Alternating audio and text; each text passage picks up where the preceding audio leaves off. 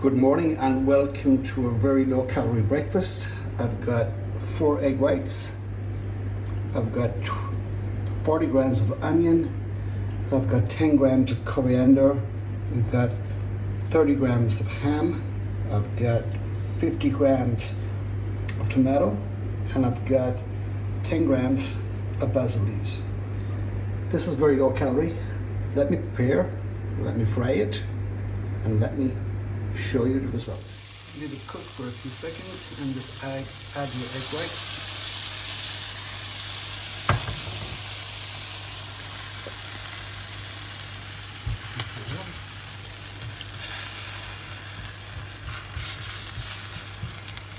Very important to keep your calorie count down if you want to create a calorie deficit to lose some weight.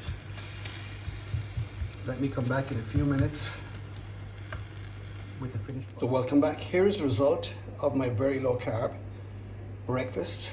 So I got my protein, a little bit of vegetables, a little bit of herb,